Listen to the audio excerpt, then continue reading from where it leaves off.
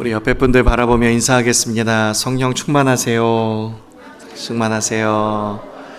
우리 한 번 더 인사하겠습니다. 전도합시다. 전도합시다. 아멘입니다. 한 중년의 아들이 어머니께 이렇게 말했습니다. 어머니, 오늘은 진짜 교회 가기 싫습니다. 그러니까 어머니가 왜 그러니? 교회 갔더니 사람들이 너무 나를 쳐다보는 것 같아서 부담스럽고 편한 옷을 입지 못해서 너무 불편하고 나도 또 다른 사람들처럼 늦잠 좀 자보고 싶습니다 라고 이렇게 얘기했습니다. 그러니까 어머니가 하는 말이 그래도 그렇지, 그래도 가야지, 교회가 어디 사람 보고 가는 데니? 그랬습니다. 그러니까 아들이 그래도 오늘은 안 되겠어요 어머니, 너무 힘들어요 이렇게 얘기하니까 어머니가 참다 못해서 한마디 하셨다는 거죠. 그래도 가야지, 네가 담임 목사인데 안 가면 어떡하니? 이렇게 하셨다는 거예요. 우리는 성도로서 있어야 할 자리에 반드시 있어야 합니다. 우리 성도에게는 있어야 할 자리가 있습니다. 오늘 바울과 바나바가 이제 버가와 비시디 안디옥 이 지역을 사역을 합니다. 이 모습 속에서 우리 성도가 있어야 할 자리가 어디인지 주시는 은혜 음성 세 가지 함께 듣도록 하겠습니다. 첫 번째는 우리 성도가 있어야 되는 자리는 사명의 자리입니다. 사진을 한번 보시면 이제 지난주에 우리 저기 구브로 섬에 대해서 말씀 살펴보았습니다. 이제는 배를 타고 육지로 버가로 올라가게 되었습니다. 이 버가라고 하는 지역은 이 지도는 1차 선교 여행입니다. 버가라고 하는 이 지역은 밤빌리아 지역에서 큰 도시였고 그리고 아데미 신전이 있는 나름 유명한 도시였습니다. 그러니까 사도 바울이 여기서 마음껏 복음 전하기가 얼마나 좋았게요. 마음만 먹으면은 막 열심히 막 전할 수 있었습니다. 그런데 이상하게도 여기서 아무런 사역도 하지 않았습니다. 돌아오는 길에 다시 말씀을 전하긴 했지만 지금 이 순간에는 아무것도 전하지, 아무 사역도 하지 않았습니다. 성경학자들이 말하기를 아마도 지금 여기에서 버가에서 사도 바울은 풍토병에 걸렸을 것이다 라고 그렇게 추측합니다. 말라리아였겠죠. 고열이 나고 그리고 두통이 있고 근육통이 있고 복통과 설사와 오한에 시달리게 되었을 것입니다. 이를 뒷받침해주는 성경 구절이 갈라디아서 4장 13절 말씀입니다. 내가 처음에 육체의 약함으로 갈라디아 지방에 가서 복음을 전했었다라고 얘기하는 거예요. 처음 갈라디아 지방에 가서 복음을 전했던 때가 언제입니까? 바로 오늘 본문 말씀 이때입니다. 처음 가서 전했을 때 육체의 약함이 있었다는 것이죠. 아마도 풍토병에 걸렸을 것이다 라는 것을 미루어 짐작할 수 있습니다. 풍토병에 걸렸죠. 그리고 더군다나 사도 바울은 우리 모두가 잘 알고 있는 대로 고린도후서 12장 7절 말씀에 육체에 가시가 있다고 했는데 그게 간질인지 눈 질환인지 언어 장애인지 정확하게 알 수는 없지만 육체의 가시도 같이 끌어안고 있었습니다. 이러한 상황에서 대부분 선택하는 것은 어떤 선택을 합니까? 지금은 안 되겠다. 돌아갔다가 다시 오자. 돌아가는 방법을 선택합니다. 그런데 사도 바울이 선택한 방법을 보니까 어떤 길을 선택을 했냐면 지금 현재 내 현재의 몸 상태에서 그럼에도 불구하고 전할 수 있는 곳을 선택해서 그곳을 가게 되었습니다. 당시 의료 수준에서는 풍토병을 고치는 이 최선의 방법은 풍토병이 걸린 환경의 정반대의 곳으로 가는 것이었습니다. 이 버가 지역은 이 저지대였고 그리고 비시디아 안디옥이라고 하는 산을 넘어서 가야 되는 곳은 해발 1100m인데 저기 레이크 에로헤드보다 조금 낮고요. 대전 사람입니다. 대전의 계룡산보다는 조금 높습니다. 1100m가 그 정도 됩니다. 그 비시디아 안디옥을 향해서 가게 된 것이죠. 이 버가는 낮은 지역이고 비스디 안지옥은 저기 이렇게 높은 지역입니다. 고지대입니다. 아무래도 저지대이다 보니까 고온다습하고 이 댕기열, 말라리아 같은 풍토병을 유발할 수 있는 모기나 뭐 이렇게 세균이나 기생충들이 쉽게 번식하거든요. 그런데 고지대로 올라가게 되면 아무래도 쉽게 번식하지 못할 뿐만 아니라 추가 감염도 막을 수 있어요. 거기에서는 회복이 훨씬 더 빠릅니다. 그래서 사도 바울은 다시 돌아갈 방법을 선택하지 않고 지금 현재의 이 몸 상태에서 전할 수 있는 고지대를 향해서 걸어가게 되었을 거라고 성경학자들이 추측해서 미루어 짐작합니다. 그런데 문제는 가는 길이 쉽지 않았을 거라는 말이죠. 이 타우루스 산맥은 굉장히 이렇게 넓게 그리고 또 약 200km를 걸어가야 됩니다. 일주일을 걸어서 가야 되거든요. 굉장히 산세가 험하고 그리고 지형이 험합니다. 절벽이 많습니다. 그리고 일교차도 심하고 언제 강풍이 몰아닥칠지 눈보라가 몰아닥칠지 알 수가 없습니다. 그리고 여기에 가장 큰 또 문제가 있는데 뭐냐면 강도가 많았어요. 일주일을 이 산맥을 넘어가야 하는데 끊임없이 강도의 위협이 있어서 나중에 사도 바울이 고린도 후서 11장 26절에 여러 번 강도의 위협이 있었다고 하는데 그 지역에 바로 이 타우루스 산맥을 말하는 것입니다. 하지만 그럼에도 불구하고 바울은 어떻습니까? 타우루스 산맥을 넘어서 비시디아 안디옥을 향해서 갔다는 것이죠. 바울이 그렇게 할 수 있었던 이유는 무엇이냐면 바울은 나는 이런저러한 이유 때문에 그래서 전할 수 없고 돌아가야 됩니다라고 전할 수 없는 이유를 말한 것이 아니라 나는 그럼에도 불구하고 전해야 하겠다라고 하는 전할 수밖에 없는 이유를 말했기 때문에 바울은 풍토병 때문에 몸이 만신창이가 되었었지만 그럼에도 불구하고 체력으로 타우루스 산맥을 넘은 것이 아니라 그 불타는 사명감으로 이 산맥을 넘은 줄로 믿습니다. 바울을 보면서 한국 초창기의 선교사님들의 모습을 생각해 보게 되었습니다. 바울이 사명으로 타우루스 산맥을 넘었다고 한다면 초창기 선교사님들은 사명을 가지고 순교를 각오하고 바다를 건너서 조선 땅으로 오셨습니다. 그 중에 대표적인 인물이 토마스 선교사님입니다. 부부가 중국으로 먼저 갔다가 그 중국에서 선교한 지 얼마 안 돼서 사랑하는 아내를 잃었습니다. 성령님께서 이 토마스 선교사님에게 조선 땅을 향한 마음을 부어주신 거예요. 그래서 제너럴 셔먼호 배를 타고 이 대동강을 향하게 되었습니다. 근데 조선 땅은 당시 1866년 흥선대원군이 쇄국 정책을 펴고 있어서 외국 어떤 문화도 교류하지 않고 제한을 두고 있었을 때였기 때문에 이 제너럴 셔먼호를 불로 태웠습니다. 그래서 토마스 선교사님이 간신히 대동강변에 올라오게 되었지만 어떻습니까? 바로 그 자리에서 목베임을 당해서 순교하게 되었습니다. 목베임 당하기 전에 빨간색 천으로 싼 이 성경책을 누군가에게 전해주고 이 순교를 하셨어요. 그럼 이 성경책이 지금 어디 갔을까요? 이 성경책은 평양의 영문주사 박영식이라고 하는 사람이 그 집으로 가져가서 성경책을 북북 찢었습니다. 이 종이가 귀하던 시절이잖아요. 그 성경책을 북북 찢어가지고 그것을 벽지로 도배를 했습니다. 집을 싹 도배를 했어요. 성경책을, 이 귀한 성경책을 어떻게 그렇게 할 수 있나 싶지만 나중에 놀라운 사실은요, 이 박영식이라는 사람이 예수님을 믿게 되었습니다.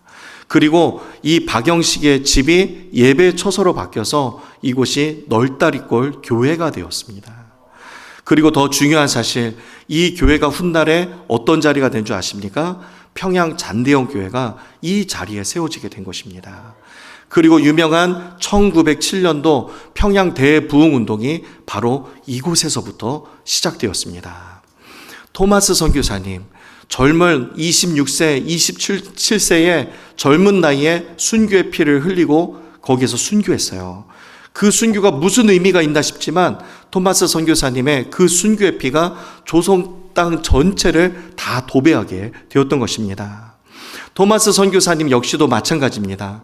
상황이 이러저러하기 때문에 나는 지금 전할 수 없어요 라고 말하지 않았어요. 그럼에도 불구하고 나는 전해야 됩니다. 성령님이 내 마음에 주신 감동과 사명감으로 나는 지금 전할 수밖에 없습니다라는 그 불타는 사명감으로 살게 되었을 때에 조선 땅을 그 던진 성경 한 권이 변화시키게 되었던 것입니다. 여러분 어떠십니까? 혹시 전할 수 없는 이유를, 순종할 수 없는 이유를, 그리고 따를 수 없는 이유를 많이 말하며 살고 계시지는 않습니까? 우리는 전할 수밖에 없는 이유를, 순종할 수밖에 없는 이유를 많이 말하며 사는 그리스도인이 되어야 할 줄로 믿습니다. 십자가의 길은 절대로 체력이 있다고 걷는 것이 아닙니다. 십자가의 길은 사명이 있어야 걸을 수 있습니다. 세상은 은혜 받았다고 하는 사람들 쉽게 무너뜨립니다. 신앙생활 오래 했다고 하는 사람들도 쉽게 넘어뜨려요. 그런데 사명감에 불타있는 사람은 절대로 건드리지 못합니다.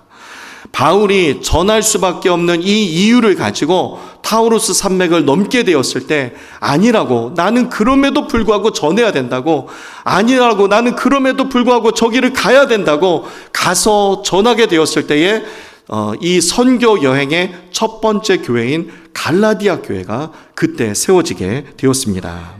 하나님의 역사는 언제나 사명의 자리에서부터 시작하는 줄로 믿습니다. 오늘 이 시대에 우리 한빛교회 모든 성도님들이 제2의 바울이 되기를 소망합니다. 제2의 토마스 선교사님이 되기를 소망합니다. 우리도 바울처럼, 그리고 토마스 선교사님처럼 감당할 수밖에 없는 이유를 말하고, 그럼에도 불구하고 전해야 한다고 전할 수밖에 없는 이유를 말하고, 순종해야 한다고 순종할 수밖에 없는 이유를 말하는 그러한 신실한 그리스도인이 다 될 수 있기를 주님의 이름으로 축복합니다. 두 번째, 성도의 자리는 감격과 감사의 자리입니다. 드디어 피시디아 안디옥에 도착하게 되었습니다. 이곳에 그 유대인의 회당에 들어가게 되었을 때에 설교할 수 있는 기회를 얻었습니다. 그러면 우리가 생각할 때에 바울은 저렇게 몸이 힘들고 고생했으니까 당연히 바나바가 전했겠지라고 생각하지만, 이 바울이 손들고 본인이 전하겠다고 나섰습니다. 풍토병에 타우루스 산맥을 넘었어요. 몸이 만신창이가 되었는데 그 몸으로 뭘 전할 수 있겠습니까? 그럼에도 불구하고 전해야 되겠다는 거예요. 왜 그토록 전하기를 원했겠습니까? 사도 바울은 한때 지나온 시간을 돌이켜 봤을 때 정말 모르고 그랬거든요. 하나님을 대적하는 줄 모르고 하나님을 대적하고 예수 믿는 사람들 핍박하고 그 사람들 죽이고 다녔어요. 사망의 길에 들어섰던 자기를 하나님의 전적인 은혜로 하나님이 나를 불쌍히 여겨주셔서 나를 사도가 되게 하셨단 말이죠. 그래서 내 몸이 아무리 만신창이가 되더라도 나는 전해야 하겠습니다. 나는 전할 수밖에 없습니다. 그 마음을 가지고 내가 전하겠다고 나서게 되었습니다. 그래서 사도 바울은 이렇게 고백합니다. 고린도전서 15장 10절 말씀에, 그러나 내가 나된 것은 하나님의 은혜로 된 것이니 내게 주신 그의 은혜가 헛되지 아니하여 내가 모든 사도보다 더 많이 수고하였으나 내가 한 것이 아니요 오직 나와 함께 하신 하나님의 은혜로라. 아멘. 우리의 고백도 이와 같아야 할 줄로 믿습니다. 하나님 앞에서의 우리의 고백이 내가 나된 것은 오직 하나님의 은혜입니다. 나의 나된 것은 오직 하나님께로 났으니 하나님의 은혜로 주어진 줄로 믿습니다. 성경을 보면 하나님의 사람들은 틀림없어요. 틀림없이 은혜를 날마다 고백하며 감사하며 살았습니다. 예레미야 애가 3장 22절 23절 말씀에 여호와의 인자와 긍휼이 무궁하심으로 우리가 진멸되지 아니함이니이다.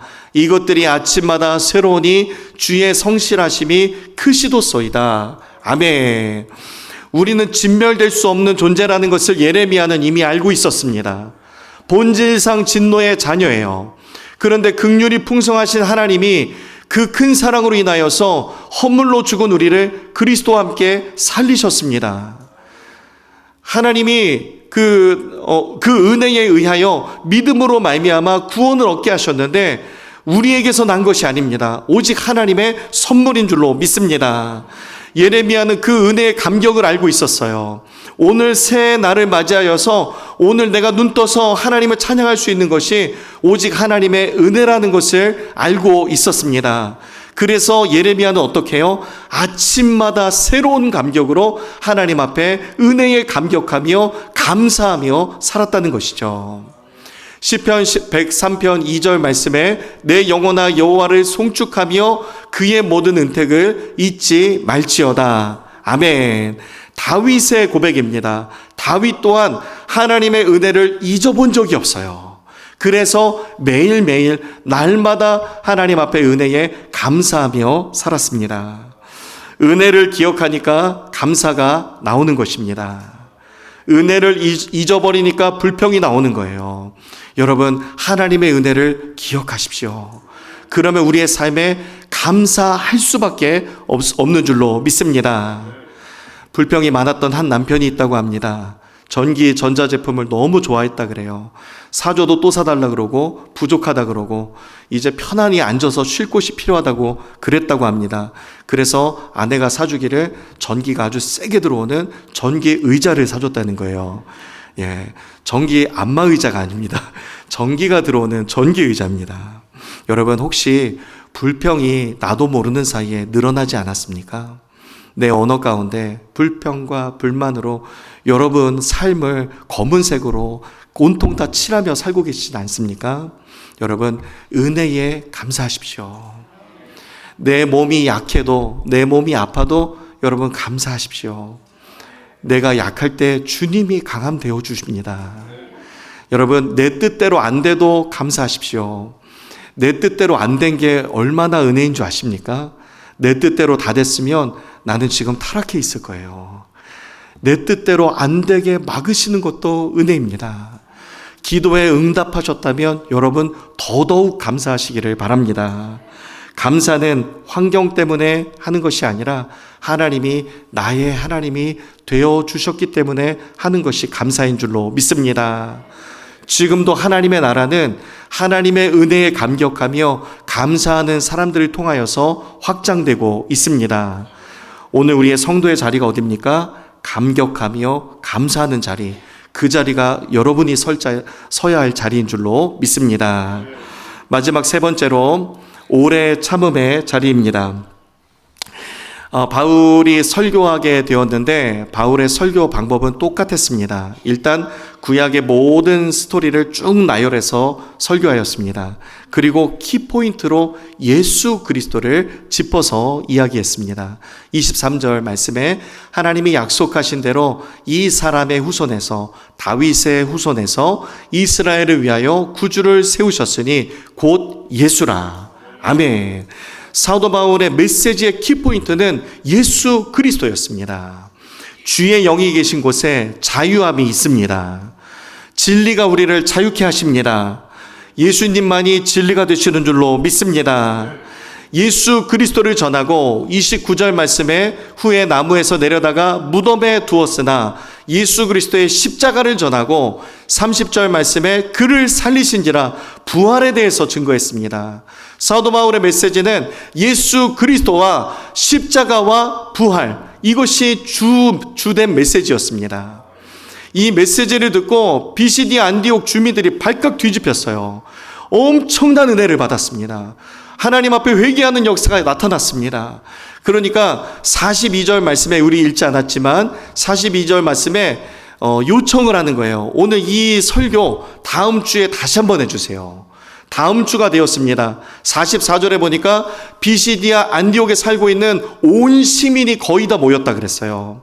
48절 말씀에 이 메시지를 듣고 사람들의 마음이 뒤집히고 변화가 일어나고 회심이 일어났습니다. 이 메시지를 듣고 이방인들이 기뻐하여 하나님의 말씀을 찬송하고 그리고 영생을 주시기로 하나님께서 작정하신 자들은 다 믿게 되었다라고 성경에 기록되어 있습니다. 여러분 잘 보시겠습니까? 종합해서 본다고 한다면 구브로 섬에서는 사도 바울의 이 컨디션이 최상이었어요. 몸 상태가 아주 좋았습니다. 뭐든지 할 수 있을 것 같았습니다. 그렇게 전도했을 때에 일주일 동안 아무런 열매가 없다가 마침내 마지막 날, 일주일 되는 그 마지막에 서기오, 그 총독 서기오 바울 한 사람의 결실을 맺게 되었습니다. 몸이 건강했을 때도 한 사람 믿었어요. 지금 버가에서 비시디아 안디옥으로 넘어갔습니다. 타우루스 산맥을 넘어갔어요. 몸이 만신창이에요. 이런 상태에서 몸이 건강할 때도 한 명 결실을 맺었는데 몸이 건강하지 않은데 뭘 할 수 있겠습니까? 그런데 몸이 건강하지 않을 때 했음에도 불구하고 어떻습니까? 비시디아 안디옥 온 시민들 다 몰려들어서 많은 사람들이 예수님을 믿게 되었습니다. 사도 바울은 분명히 이때 분명한 것 깨닫게 되었을 것입니다. 아, 이 사역 내 힘으로 하는 것이 아니구나. 내가 하는 게 아니구나. 내가 봉사하는 것, 내가 헌신하는 것, 주님이 나에게 맡겨주신 일, 그거 내가 하는 게 아니구나. 하나님이 힘 주시고 은혜 주셔야 할 수 있는 거구나. 사도 바울이 이때 철저하게 깨닫게 되었습니다. 그래서 1차 선교여행 마치고 2차 선교여행으로 넘어갔을 때는요, 2차 선교여행에는 특징이 있어요. 성령이라고 하는 말이 훨씬 더 많이 나옵니다. 아마 사도 바울은 이때 깨닫게 되어서 아, 내가 성령님을 의지해야 되는구나. 내가 성령님을 철저히 붙들어야 되는구나. 그것을 분명히 깨닫게 되었을 것입니다. 만약에 버가에서 포기했었더라면 그러면 비시디아 안디옥의 부흥은 경험하지 못했을 것입니다. 우리 역시도 마찬가지입니다. 우리도 버가에 서 있을 때가 있습니다. 내 마음대로 되지 않고 내 생각대로 되지 않고 내가 기도한 대로 응답이 빨리 되지 않은 그런 버가에 서 있을 때가 있습니다. 앞은 타우루스 산맥 같은 큰 장벽이 막고 있는 것 같아요. 그러면 사람의 생각은 어떤 마음이 듭니까? 지금은 돌아가지 뭐. 나중에 다시 하지 뭐. 그런 생각이 듭니다. 그런데 여러분, 믿음으로 하나님이 주시는 그 사명감으로 불타서 그 사명으로 타우루스 산맥을 넘어갈 때에 하나님이 예비해 두신 비시디아 안디옥의 부흥을 경험하게 될 줄로 믿습니다. 성도가 있어야 될 자리는 어디입니까? 오래 참음의 자리입니다. 오래 참는 것 때로는 미련해 보입니다. 왜 이렇게 그렇게 미련하게 오래 참고 있냐고. 여러분, 하나님의 시간은 가장 완벽한 줄로 믿습니다. 오래 참는다고 하는 것은 시간이 점점 딜레이되고 늦어지는 것을 말하는 게 아니에요. 오래 참는다고 하는 것은 하나님의 정확한 시간을 신뢰한다고 하는 의미를 담고 있습니다. 내 시간표를 주장하지 않고 내 시간표 내려놓고 하나님의 시간표 안에 내가 들어가는 것이 그게 바로 오래 참음입니다. 하나님의 시간은 가장 완벽한 줄로 믿습니다. 여러분, 버가에서 여러분 낙심하지 마시고 실망하지 마시고 비시디아 안디옥이 여러분의 삶에 준비되어 있습니다. 우리 한빛교회 안에 비시디아 안디옥의 부흥이 준비되어 있는 줄로 믿습니다. 비바람이 몰아치고 풍파가 다가올지라도 여러분 흔들리지 마십시오. 주님만 바라보고 걸어가면, 사명감으로 걸어가면 하나님이 하나님 되심을 반드시 우리로 하여금 깨닫게 하실 줄로 믿습니다. 이 시간 주신 말씀 붙들고 결단하며 기도하겠습니다. 하나님, 성도가 서야 할 자리, 사명의 자리, 감격과 감사의 자리, 그리고 오래 참음의 자리에 서기를 원합니다. 상황에 따라 좌지우지되지 않게 하여 주시고 버가에서 실망하고 멈추지 않게 해주시고 비시디아 안디옥의 부흥을 경험할 수 있도록 오래 참음으로 하나님의 시간을 신뢰하여서 하나님의 시간표 안에 들어가게 하여 주시옵소서. 우리 결단하는 마음으로 주여 한번 부르짖고 통성으로 기도하겠습니다. 주여, 하나님 역사하여 주시옵소서. 하나님, 우리를 통하여서 하나님 살아있는 복음을 증거하게 하시는 주님, 하나님, 우리가 알게 모르게 전하지 못하는 이유를 말하며 살 때가 너무나도 많았습니다. 하나님, 순종할 수 없는 이유를 말하며 살 때도 너무 많았습니다. 이래서 나는 감당할 수 없다고 감당할 수 없는 이유를 너무 말하며 살았습니다. 하나님 용서하여 주시옵소서. 하나님 용서하여 주시옵소서. 하나님 아버지 이제 앞으로 감당할 수밖에 없는 이유를 말하며 전할 수밖에 없는 이유를 말하며 순종할 수밖에 없는 이유를 말하며 살겠습니다. 바울처럼 토마스 선교사님처럼 하나님 사람들이 봤을 때는 무모해 보이고 그리고 지혜롭지 못해 보일지 몰라도 하나님이 주신 사명감으로 타우루스 산맥을 넘었고 하나님 바다를 건너가게 될 때에 하나님 아버지 하나님께서 준비해 두신 하나님 아버지 피시디아 안디옥 땅이 변화되고 조선 땅이 변화되는 주의 놀라운 은혜를 경험하게 될 줄 믿사오니 하나님 아버지 상황과 세상과 환경과 사람 바라보지 않고 오직 하나님만 바라보며 믿음으로 걷게 하여 주시옵소서. 비바람과 풍파가 몰아올지라도 하나님 우리 안빛교회 반석 위에 세워진 든든한 교회가 되어서 하나님 풍파와 파도에 휩쓸리지 않게 하여 주시고 하나님 날마다 성령으로 승리하며 하나님께 할렐루야 영광 올려드리며 믿음으로 나아갈 수 있도록 주여 인도하여 주시옵소서. 원수 사단마귀 감히 역사하지 못하도록 나사렛 예수의 이름으로 떠나가게 하여 주시고 오직 주님만 승리하게 하여 주시옵소서. 우리의 인생의 삶의 보가에 세워질 때가 있습니다. 하나님 보가에서 낙심하지 않게 하여 주시옵소서. 우리의 삶에는 지금 보가 있을지라도 비시디아 안디옥이 준비되어 있는 줄로 믿사오니 실망하지 않고 하나님의 부흥의 때를 사모하여 오래 참음의 자리에서 하나님을 신뢰함으로 하나님 기도함으로 하나님 맡겨주신 사명 감당함으로 하나님 아버지 우리가 묵묵히 십자가의 길을 걸어갈 때에 하나님 반드시 십자가의 영광을 보게 하실 줄로 믿습니다. 지금은 고난이지만 영광을 보게 하실 줄로 믿습니다. 하나님 역사하여 주시옵소서. 주의 은혜를 경험하게 하시고 주님을 발견하게 하시고 주님 앞에 가까이 나아가는 우리 한빛의 모든 성도님들 다 될 수 있도록 하나님 붙들어 주시옵소서. 주님 감사합니다. 날마다 우리의 삶에서 승리를 허락하시는 주님 아버지 하나님, 주님이 오늘도 우리를 붙들고 계시기에 오늘도 우리는 할 수 있습니다. 하나님 믿음으로 승리하는 우리 모든 성도님들 다 되도록 주님 함께하여 주시옵소서. 주님 감사드리며 예수님의 이름으로 기도하옵나이다. 아멘. 아멘.